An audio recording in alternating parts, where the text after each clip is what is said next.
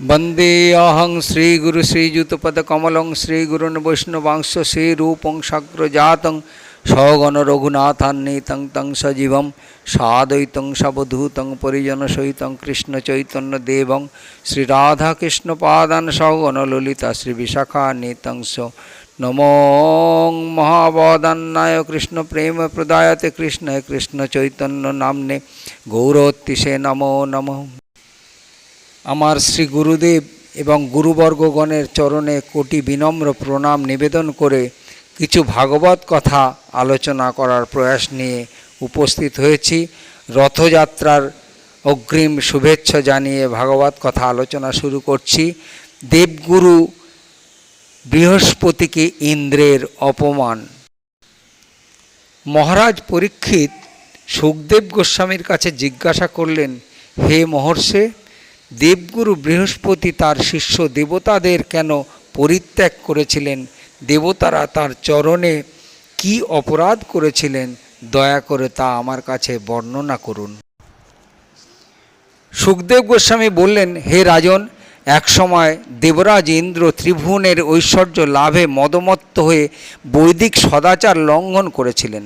তিনি মরুদ্গণ, বসুগণ, রুদ্রগণ, আদিত্যগণ, ঋভুগণ, বিশ্বদেবগণ, সাধ্যগণ, অশ্বিনী কুমারদ্বয়, সিদ্ধ, চারণ, গন্ধর্ব এবং ব্রহ্মবাদী মুনিগণ কর্তৃক পরিবৃত হয়ে সভামণ্ডলে সিংহাসনে উপবিষ্ট ছিলেন।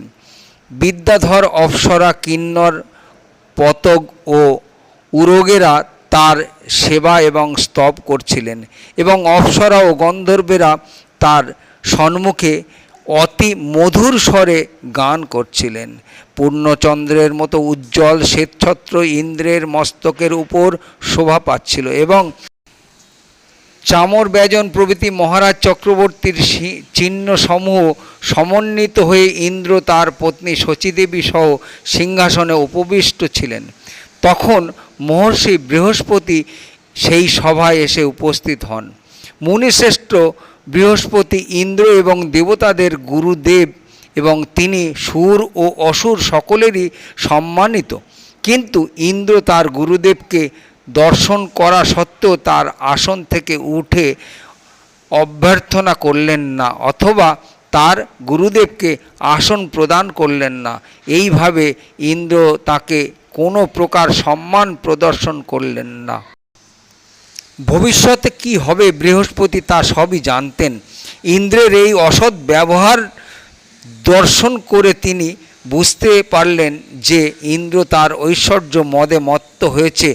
যদিও তিনি ইন্দ্রকে অভিশাপ দিতে সমর্থ ছিলেন, তবুও তিনি তা করেননি। তিনি মৌনভাবে সভা ত্যাগ করে তার নিজের গৃহে প্রত্যাবর্তন করেছিলেন। দেবরাজ ইন্দ্র তৎক্ষণাৎ তার ভুল বুঝতে পেরেছিলেন। তিনি যে তার গুরুদেবের প্রতি অশ্রদ্ধা প্রদর্শন করেছেন সেই কথা বুঝতে পেরে তিনি সেই সভায় উপস্থিত সকলের সামনেই নিজের নিন্দা করতে লাগলেন। হায়, জড় ঐশ্বর্যের গর্বে গর্বিত হয়ে অল্প বুদ্ধিবশত আমি কি শোচনীয় অন্যায় করেছি! সভায় সমাগত গুরুদেবকে অভ্যর্থনা না করে আমি তাকে অপমান করেছি। যদিও আমি সাত্ত্বিক প্রকৃতির দেবতাদের রাজা, তবুও আমি সামান্য ধনমদে মত্ত হয়ে অহংকারের দ্বারা কলুষিত হয়েছি। এই জগতে এই ধন ঐশ্বর্য কে গ্রহণ করতে চায়, যার ফলে অধঃপতিত হওয়ার সম্ভাবনা থাকে? হায়, আমার এই ঐশ্বর্যকে ধিক! যদি কেউ বলে রাজসিংহাসনে উপবিষ্ট ব্যক্তিকে অন্য রাজা অথবা ব্রাহ্মণকে শ্রদ্ধা প্রদর্শন করার জন্য সিংহাসন থেকে উঠে দাঁড়াতে হবে না, বুঝতে হবে যে সেই ব্যক্তি ধর্মের নীতি সম্বন্ধে সম্পূর্ণ অজ্ঞ। ইন্দ্র যখন প্রকৃতিস্থ ছিলেন তখন তিনি যে তার গুরুদেব বৃহস্পতির নিষ্ঠাবান শিষ্য ছিলেন না তা বুঝতে পেরেছিলেন। তাই তিনি স্থির করেছিলেন যে এখন থেকে তিনি নিষট বা নিষ্কপট হবেন। নিষট শীর্ষনা তচ্চরণং স্পৃশন। তিনি স্থির করেছিলেন যে তার মস্তকের দ্বারা তিনি তার গুরুদেবের চরণ কমল স্পর্শ করবেন। এই দৃষ্টান্তটি থেকে আমাদের শ্রীল বিশ্বনাথ চক্রবর্তী ঠাকুরের উপদেশ হৃদয়ঙ্গম করা উচিত। যস্য প্রসাদাৎ ভগবৎ প্রসাদ যস্য প্রসাদান্ন গতি কুতহপি। একমাত্র শ্রী গুরুদেবের কৃপার ফলে শ্রীকৃষ্ণের কৃপা লাভ করা যায়। গুরুদেব যদি অপ্রসন্ন হন তাহলে পারমার্থিক উন্নতি লাভ করা সম্ভব হয় না। দেবরাজ ইন্দ্র যখন এইভাবে তার নিজের সভায় চিন্তা করছিলেন এবং অনুতাপ করছিলেন, তখন পরম শক্তিমান গুরু বৃহস্পতি তার মনোভাব বুঝতে পেরে তার গৃহ ত্যাগ করে তার আত্মমায়ার দ্বারা অদৃশ্য হয়েছিলেন। কারণ বৃহস্পতি আধ্যাত্মিক চেতনায় দেবরাজ ইন্দ্রের থেকে অনেক উন্নত ছিলেন। ইন্দ্র যদিও অন্য দেবতাগণ সহ সর্বত্র বৃহস্পতিকে খুঁজছিলেন, কিন্তু কোথাও তাকে খুঁজে পেলেন না। তখন ইন্দ্র ভাবলেন, হায়, আমার গুরুদেব আমার প্রতি অসন্তুষ্ট হয়েছেন, এখন আমার সৌভাগ্য লাভের আর কোনো উপায় নেই। ইন্দ্র যদিও দেবতাদের দ্বারা পরিবেষ্টিত ছিলেন, তবুও তিনি মানসিক শান্তি পেলেন না।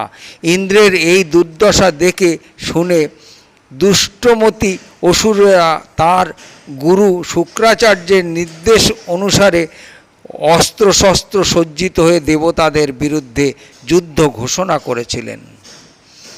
অসুরদের তীক্ষ্ণ বাণের আঘাতে দেবতাদের মস্তক, উরু, বাহু প্রভৃতি অঙ্গ সমূহ ক্ষত বিক্ষত হয়েছিল।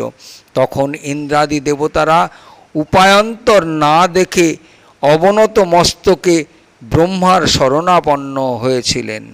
পরম শক্তিমান ব্রহ্মা যখন দেখলেন যে অসুরদের বাণের আঘাতে ক্ষত বিক্ষত দেহে দেবতারা তার কাছে আসছেন, তখন তিনি অত্যন্ত দয়াপরবশ হয়ে তাদের সান্ত্বনা প্রদান করে বলতে লাগলেন। ব্রহ্মা বললেন, হে অসুর শ্রেষ্ঠগণ, দুর্ভাগ্যবশত ঐশ্বর্য মদে মত্ত হয়ে তোমরা তোমাদের সভায় সমাগত বৃহস্পতিকে যথাযথভাবে অভ্যর্থনা করনি। যেহেতু তিনি পরম ব্রহ্ম সম্বন্ধে অবগত এবং সর্বতোভাবে ইন্দ্রিয় দমনশীল, তাই তিনি হচ্ছেন সর্বশ্রেষ্ঠ ব্রাহ্মণ। অতএব এটি অত্যন্ত আশ্চর্যের বিষয় যে তোমরা তার প্রতি এই প্রকার দুর্ব্যবহার করেছ। হে দেবতাগণ, বৃহস্পতির প্রতি তোমাদের অন্যায় আচরণের ফলেই তোমরা অসুরদের দ্বারা পরাজিত হয়েছ। অসুরেরা তোমাদের থেকে দুর্বল, পূর্বে তারা কয়েকবার তোমাদের কাছে পরাজিত হয়েছে, তাহলে তোমরা অত্যন্ত সমৃদ্ধশালী হওয়া সত্ত্বেও তাদের কাছে পরাজিত হলে কেন? ইন্দ্র পূর্বে তোমার শত্রু দৈত্যরা তাদের গুরু শুক্রাচার্যের প্রতি অশ্রদ্ধা প্রদর্শন করার ফলে দুর্বল হয়েছিল, কিন্তু এখন গভীর ভক্তি সহকারে শুক্রাচার্যের আরাধনা করার ফলে তারা অত্যন্ত শক্তিশালী হয়েছে। শুক্রাচার্যের প্রতি তাদের ভক্তির বলে তারা এতই শক্তিশালী হয়েছে যে এখন তারা আমার ধামও অনায়াসে অধিকার করে নিতে পারে। শুক্রাচার্যের শিষ্য অসুরেরা তাদের গুরুর নির্দেশ পালনে দৃঢ় প্রতিজ্ঞ হওয়ার ফলে দেবতাদের গণনাই করছে না। প্রকৃতপক্ষে রাজা অথবা অন্যান্য যে সমস্ত ব্যক্তিরা ব্রাহ্মণ, গাভী এবং ভগবান শ্রীকৃষ্ণের কৃপার প্রতি দৃঢ় শ্রদ্ধাপরায়ণ এবং যারা সর্বদা এই তিনের পূজা করেন, তাদের কখনো অমঙ্গল হয় না। হে দেবতাগণ, ত্বষ্টার পুত্র বিশ্বরূপকে তোমাদের গুরুরূপে বরণ করো। তিনি একজন শুদ্ধ তপস্বী এবং অত্যন্ত শক্তিশালী ব্রাহ্মণ। তোমরা যদি অসুরদের প্রতি তার পক্ষপাত সহ্য করে তার ভজনা করো, তাহলে তিনি তোমাদের বাসনা পূর্ণ করবেন। শ্রীল সুখদেব গোস্বামী বললেন, এইভাবে ব্রহ্মা কর্তৃক আদিষ্ট হয়ে এবং তাদের উৎকণ্ঠা থেকে মুক্ত হয়ে সমস্ত দেবতারা ত্বষ্টার পুত্র বিশ্বরূপের কাছে গিয়েছিলেন এবং তাদের আলিঙ্গন করে এই কথাগুলি বলেছিলেন। হে বিশ্বরূপ, তোমার মঙ্গল হোক। আমরা দেবতারা তোমার আশ্রমে অতিথি রূপে এসেছি। আমরা তোমার পিতৃতুল্য, তাই আমাদের সময়োচিত বাসনা পূর্ণ করো। যিনি উপনয়ন প্রদান করে বৈদিক জ্ঞান শিক্ষা দান করেন, সেই আচার্য হচ্ছেন বেদের মূর্তি। তেমনি পিতা ব্রহ্মার মূর্তি, ভ্রাতা ইন্দ্রের মূর্তি, মাতা সাক্ষাৎ পৃথিবীর মূর্তি, ভগিনী দয়ার মূর্তি, অতিথি স্বয়ং ধর্মের মূর্তি, অভ্যাগত অগ্নিদেবের মূর্তি এবং সমস্ত জীবেরা হচ্ছেন ভগবান শ্রীবিষ্ণুর মূর্তি। হে পুত্র, আমরা শত্রুদের কাছে পরাজিত হয়ে অত্যন্ত দুঃখিত হয়েছি। তুমি তোমার তপবলের দ্বারা আমাদের সেই দুঃখ দূর করো। আমাদের এই প্রার্থনা তুমি পূর্ণ করো। তুমি যেহেতু পূর্ণরূপে পরব্রহ্মকে জেনেছ, তাই তুমি একজন আদর্শ ব্রাহ্মণ এবং সমস্ত বর্ণের গুরু। আমরা তোমাকে আমাদের গুরু এবং পরিচালক রূপে বরণ করছি, যাতে তোমার তপবলের প্রভাবে আমরা অনায়াসে শত্রুদের পরাজিত করতে পারি। দেবতারা বললেন, আমাদের কনিষ্ঠ বলে তুমি মনে কোনো নিন্দার আশঙ্কা করো না। বৈদিক মন্ত্রের ক্ষেত্রে এই শিষ্টাচার প্রযোজ্য নয়। বৈদিক মন্ত্র ব্যতীত অন্য সমস্ত ক্ষেত্রে জ্যেষ্ঠত্ব নির্ধারিত হয় বয়সের পরিপ্রেক্ষিতে, কিন্তু বৈদিক মন্ত্র উচ্চারণে অধিক উন্নত হলে কনিষ্ঠ জ্যেষ্ঠের প্রণম্য। অতএব যদিও সম্পর্কের দিকে দিয়ে তুমি আমাদের কনিষ্ঠ, তবুও তুমি আমাদের পুরোহিত হবে, সেই জন্য কোনো সংকোচ করো না। কিবা বিপ্র কিবা নাসি, শূদ্র কেনে নয়, যেই কৃষ্ণ তত্ত্ববেত্তা সেই গুরু হয়। মানুষ ব্রাহ্মণ না শূদ্র, গৃহস্থ না সন্ন্যাসী, তাতে কিছু যায় আসে না।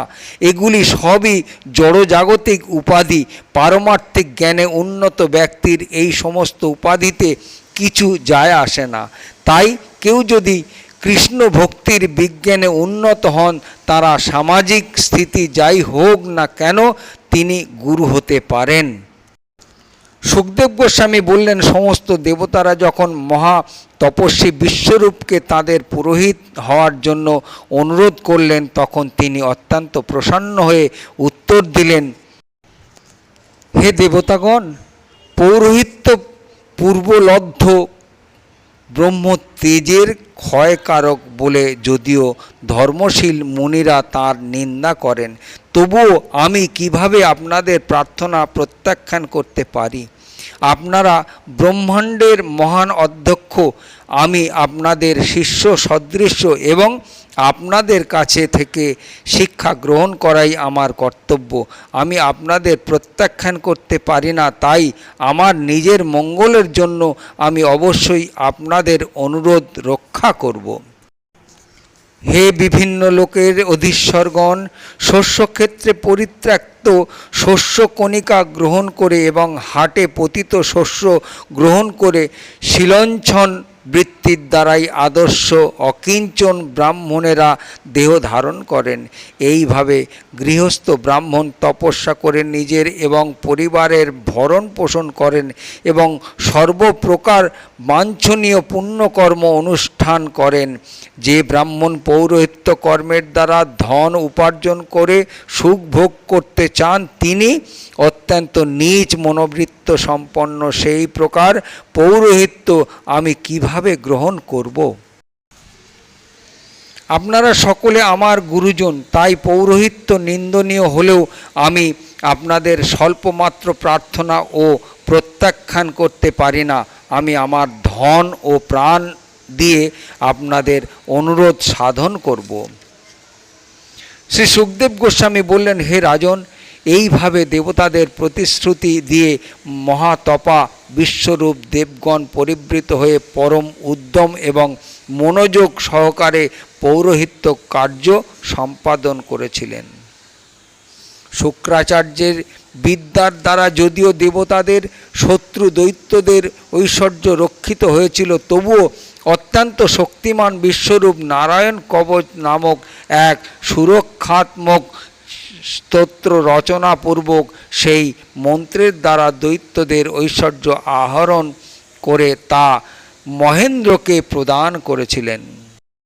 অত্যন্ত উদারমতি বিশ্বরূপ সহস্রাক্ষ ইন্দ্রকে যে গুহ্য মন্ত্র প্রদান করেছিলেন তা ইন্দ্রকে রক্ষা করেছিল এবং দৈত্য সৈন্যদের জয় করেছিল। হরে কৃষ্ণ। দেবতা ইন্দ্রের অধঃপতনের কারণ এখানেই সম্পূর্ণ। পরবর্তী লীলা পরবর্তী ভিডিওতে আস্বাদন করতে থাকুন। হরে কৃষ্ণ। এই ধারাবাহিক ভাগবত আলোচনা যদি আপনাদের ভালো লেগে থাকে তাহলে আপনারা লাইক, সাবস্ক্রাইব এবং কমেন্ট করতে ভুলবেন না। হরে কৃষ্ণ কৃষ্ণ কৃষ্ণ হরে হরে, হরে রাম রাম রাম হরে হরে। বাঞ্ছাকল্পতরুভশ্চ কৃপা সিন্ধুভ্য এব চ পতিতানাং পাবনেভ্যো বৈষ্ণবেভ্যো নমো নমঃ।